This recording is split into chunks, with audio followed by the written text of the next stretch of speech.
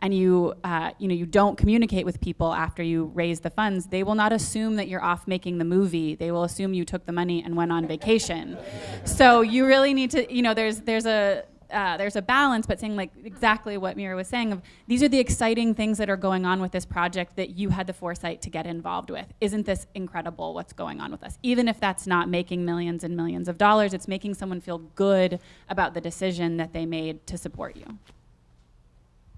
Well, this kind of begs the question, because in terms of responsibility vis-a-vis investors, it's all about paying them back, and the only way you're going to pay them back is if the film is successful, and none of us, if all of us knew how to guarantee that, we wouldn't need panels like this. We would all just be out making tons of money. It would be great, and we just never know. So, I mean, I guess it goes back to the start. Like, you got to be careful and choose a project that actually has some viability. If you're going to take $1 million in to make a film, there has to be at least a conceptual plan in place that you might make that money back. Otherwise, you'll never be able to pay back your investors, just as a practical matter, just the physical impossibility of not having the income to do so.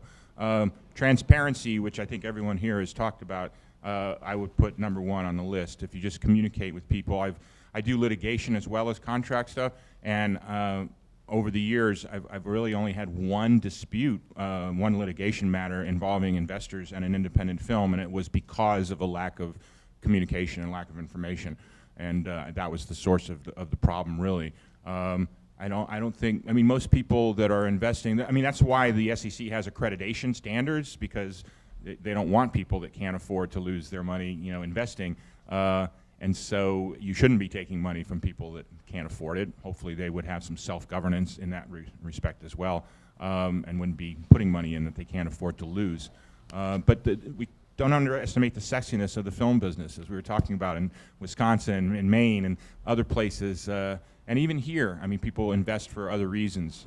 They might be passionate about the film because of the subject matter, et cetera. So don't feel guilty necessarily that you're not paying them back, but just be upfront and constant. And be on the same page. That's the last thing I'll say, because there are different motivations. I mean, the director may want to get a theatrical release, but that may not actually be the best thing for the film in terms of financial recoupment.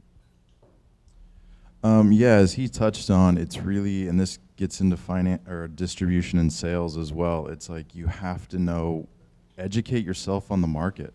Like right now, the market is the most tumultuous. That's not the word. It's tumultuous. Yeah, I felt like I said it wrong. The world market is worse than it's ever been, just because it's like traditional distributors are scared because people like Netflix and Amazon are coming and buying movies directly, so they're paying them less money for distribution fees. DVD is dead here pretty much, is dying now in international territories. So it's like distributors and sales agents are looking for something easy. They're looking for something they can easily put in a box and put out and sell it. It's like, I don't mean to, crush anyone's dreams, but just because you get in a movie in Sundance, that doesn't mean financial success. It's just, and any savvy investors, when you get to this next level that we talked about earlier, they know this. They know the project. It's like you could have the best script in the world, but if it's some esoteric little art piece, some traditional film financier is not going to fund it. It's like, it's like I just did a movie that played this past Sundance. It's a weird artsy horror film, and we had Natasha Lyonne and Chloe Sevigny and Mark Webber and Meg Tilly in it.